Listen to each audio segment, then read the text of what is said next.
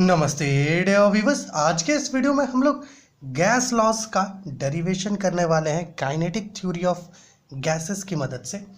मेरे प्यारे व्यूअर्स, देखिए हमारे पास टोटल 7 गैस लॉज हैं। Okay, Boyle's law, Charles law, Regnault's law, perfect gas equation, okay, जिसको हम लोग आइडियल गैस इक्वेशन भी कहते हैं। Okay, Avogadro's law, Dalton's law of partial pressure and Graham's law of diffusion. Okay, तो ये जो 7 लॉज हैं यहाँ पर, ठीक है, इनको हम लोग क्या करेंगे, काइनेटिक थ्योरी ऑफ गैसेस के कुछ पोस्टुलेट्स की मदद से डिराइव करेंगे। ओके, कहने का अर्थ ये है मेरे प्यारे व्यूअर्स, हम लोगों ने पिछले वीडियो में क्या किया, एक एक्सप्रेशन ऑब्टेन किया pressure exerted by A gas का। ओके, वहाँ पे हम लोगों ने एक्सप्रेशन देखा था P is equal to 1/3 m/v c²। यहाँ पे जो c है ये क्या है, रूट मीन स्क्वायर वेलोसिटी है। ओके, एक तो ये फॉर्मूला। दूसरा, काइनेटिक थ्योरी ऑफ गैसेस जो है ये हमें बताती है कि हमारा जो रूट मीन स्क्वायर स्पीड है, ओके, ये क्या है, एब्सोल्यूट टेम्परेचर के स्क्वायर रूट पर डायरेक्टली प्रोपोर्शनल है।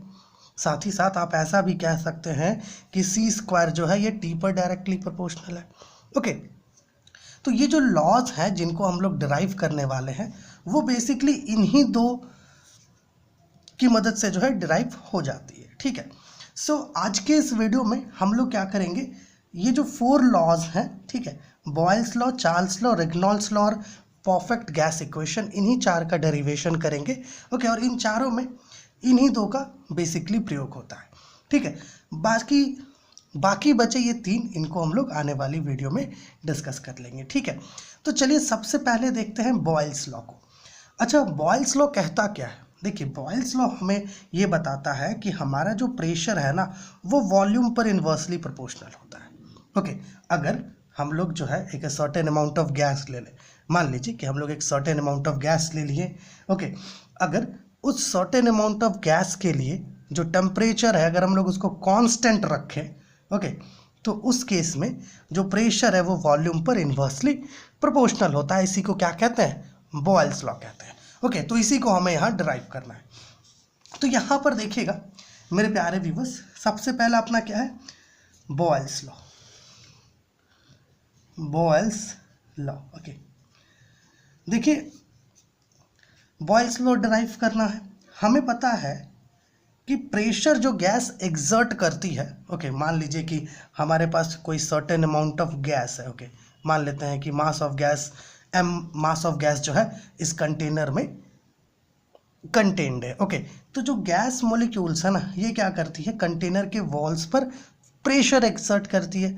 उस प्रेशर का जो एक्सप्रेशन है वो कुछ ऐसा होता है, 1/3 m/v c²। ओके, यहाँ पर P प्रेशर है, ओके, m जो है मास है गैस का, b वॉल्यूम है और c क्या है, रूट मीन स्क्वायर वेलोसिटी है। ये जो c है इसको हम लोग VRMS से भी रिप्रेजेंट कर सकते हैं, है ना। हम लोग यहाँ पर c से रिप्रेजेंट करते आ रहे हैं पिछली वीडियोस से। ठीक है, okay, now this equation can also be written as PV is equal to 1/3 mc²।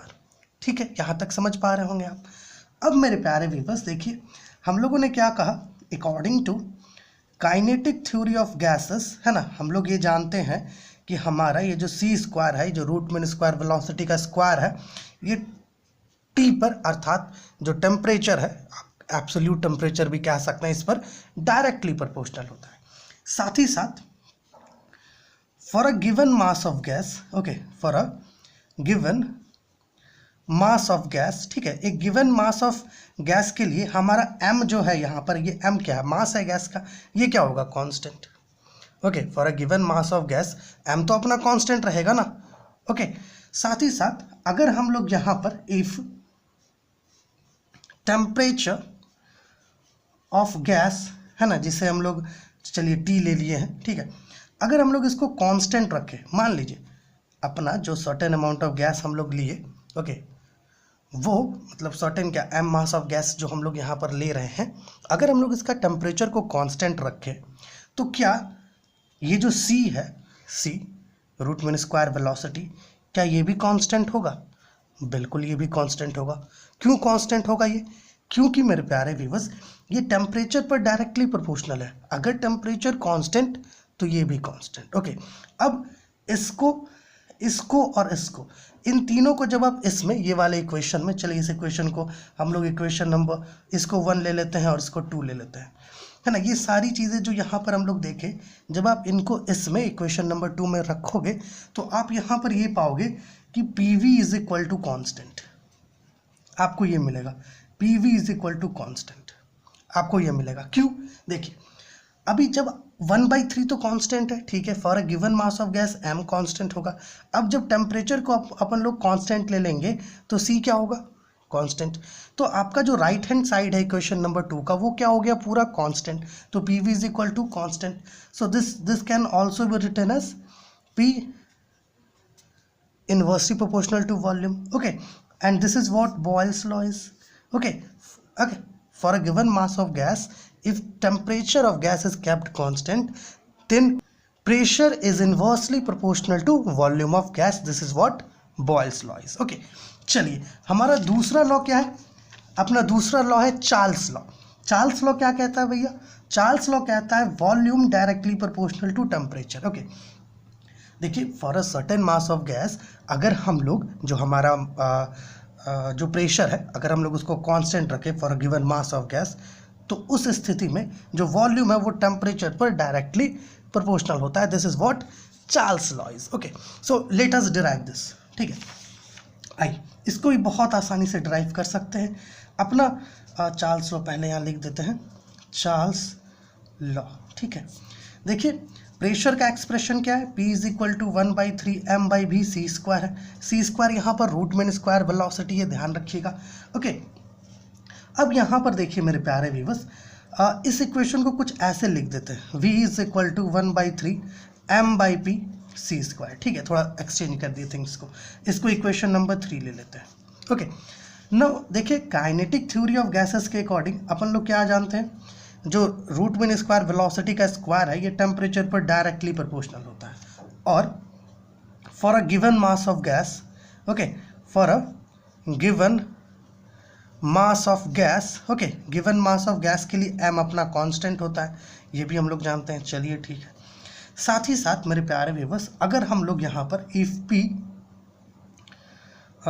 Is kept constant, okay, अपना जो प्रेशर है अगर हम लोग इसको कांस्टेंट कर दे या कांस्टेंट रखे, okay, P is equal to constant, okay, तो इस स्थिति में क्या होगा, हमारा जो V है ना, ये जो V है ये डायरेक्टली प्रोपोर्शनल होगा c स्क्वायर पर। ओके, देखो आप m कांस्टेंट ले लिए साइड में, P कांस्टेंट ले लिए, तो बचा क्या? c स्क्वायर ही ना इक्वेशन नंबर 3 में।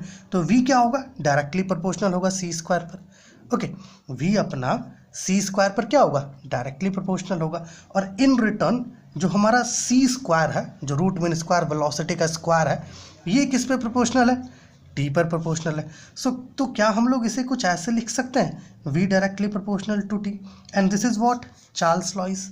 ओके, अगर हम लोग for a given mass of gas pressure को कांस्टेंट रखें, ओके, तो उस स्थिति में हमारा जो वॉल्यूम है गैस का वो टेम्परेचर पर डायरेक्टली प्रोपोर्शनल होगा।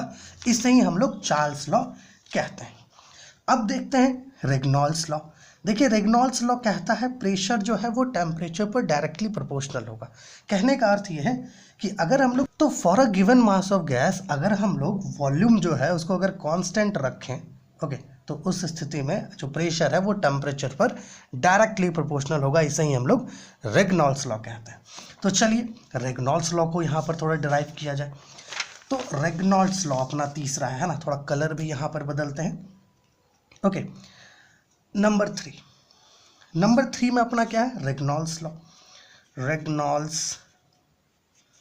रेग्नॉल्ड्स लॉ। ओके, सो हमें पता है प्रेशर का फॉर्मूला क्या है? 1/3 m/v c square. Okay, now kinetic theory of gases के अकॉर्डिंग हम ये जानते हैं कि जो c है, c का स्क्वायर जो है ये एब्सोल्यूट टेम्परेचर पर डायरेक्टली प्रोपोर्शनल होती है।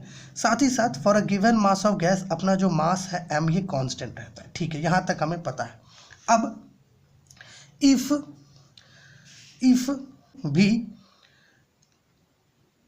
इज केप्ट कांस्टेंट, ओके, अगर हम लोग जो वॉल्यूम है गैस का, अगर हम लोग उसको कांस्टेंट रखें, okay, v is equal to constant, तो उस स्थिति में क्या होगा, अपना जो p है ना ये c स्क्वायर पर डायरेक्टली प्रोपोर्शनल होगा, है ना, देख पा रहे हैं ना, राइट हैंड साइड में 1/3 कांस्टेंट है, m कांस्टेंट, v को कांस्टेंट रखे हैं, तो p क्या डायरेक्टली प्रोपोर्शनल नहीं होगा c स्क्वायर पर, बिल्कुल, और इन रिटर्न अपना जो c स्क्वायर है वो t पर डायरेक्टली प्रोपोर्शनल है। तो क्या हम लोग ऐसे लिख सकते हैं, p directly proportional to t, and this is what Regnault's law is, है ना, अभी बताया हम लोग रेग्नॉल्ड्स लॉ क्या कहता है कि अगर हम लोग for a given mass of gas, ठीक है, गिवन मास ऑफ गैस के लिए अगर हम लोग वॉल्यूम को कांस्टेंट रखते हैं तो उस स्थिति में जो प्रेशर है ना वो टेम्परेचर पर डायरेक्टली प्रोपोर्शनल होता है। This is what Regnault's law is. अब बात करते हैं किसकी, परफेक्ट गैस इक्वेशन की, अर्थात आइडियल गैस इक्वेशन की, ठीक है। नंबर 4 क्या है अपना, परफेक्ट गैस इक्वेशन, ठीक है। तो चलिए इसको डिराइव करते हैं। इसके डेरिवेशन के लिए भी सेम अपना जो प्रेशर का एक्सप्रेशन है P is equal to 1/3 m/v², इसका हम लोग प्रयोग करेंगे। अब इस इक्वेशन को ऐसे लिख दीजिए, PV is equal to 1/3 mc², ठीक है, कुछ इस प्रकार से। अब देखिए काइनेटिक थ्योरी ऑफ गैसेस के अकॉर्डिंग हम लोग ये तो जानते हैं ना कि c² जो है अपना टेम्परेचर पर डायरेक्टली प्रोपोर्शनल होगा, हम लोग ये चीज़ जानते हैं। साथ ही साथ हम लोग ये भी जानते हैं कि for a given mass of gas अपना m जो है ना ये कांस्टेंट रहेगा। चलिए इतना सारा चीज़ हम लोग जानते हैं, ठीक है।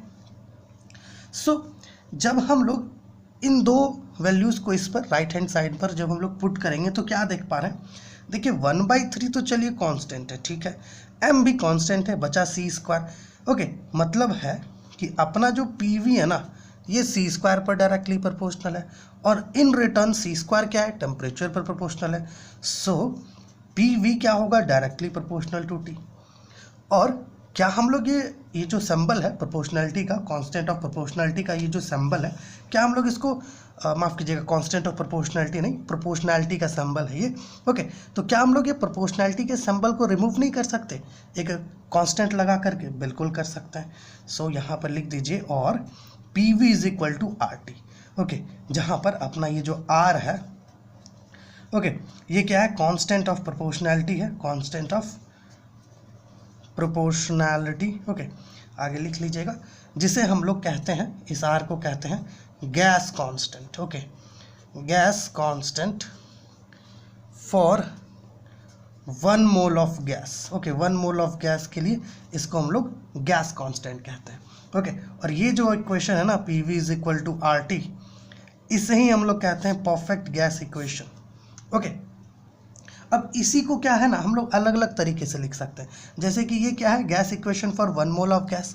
अगर हमारे पास n नंबर ऑफ मतलब n मोल्स ऑफ गैस रहता तो PV is equal to nRT हो जाता, ओके। अगर हमारे पास 1 ग्राम ऑफ गैस रहता या n ग्राम ऑफ गैस रहता तो इक्वेशन कैसा होता, ओके। तो ये जो परफेक्ट गैस इक्वेशन है ना इसका डिफरेंट फॉर्म्स होता है, ओके। उसको हम लोग एक छोटे से वीडियो में, कुछ 2 या 3 मिनट का वीडियो उसमें हम लोग डिस्कस किए, अगर आप देखना चाहते हैं तो लिंक नीचे मिलेगा डिस्क्रिप्शन में, वहाँ से देख पाएंगे आप, ठीक है। तो देखिए आज के इस वीडियो में हम लोगों ने ये 4 लॉज को डिस्कस किया है ना, Boyle's law, Charles law, Regnault's law और परफेक्ट गैस इक्वेशन को। मेरे प्यारे व्यूअर्स, देखिए हम लोगों ने इन चारों को डिराइव करने के लिए केवल और केवल 2 चीज़ों का प्रयोग किया, एक तो प्रेशर का एक्सप्रेशन और दूसरा ये काइनेटिक थ्योरी ऑफ गैस का एक पोस्टुलेट जो हमें ये कहता है कि हमारा जो रूट मीन स्क्वायर वेलोसिटी का स्क्वायर है ये टेम्परेचर पर डायरेक्टली प्रोपोर्शनल है। इन दोनों की मदद से हम लोगों ने ये काम किया। अब बचा अपने पास 3 law, Avogadro's law, Dalton's law of partial pressure and Graham's law of diffusion, ठीक है। So this video is part 1, ठीक है, ये पार्ट 1 था। पार्ट 2 में हम लोग ये जो 3 लॉज है इसको डिराइव करेंगे, ठीक है। तो हम लोगों ने जो पिछली वीडियोस में जो भी डिस्कस किया है, अगर आप उसको देखना चाहते हैं तो लिंक नीचे मिलेगा डिस्क्रिप्शन में, वहाँ से आप देख पाएंगे, ठीक है।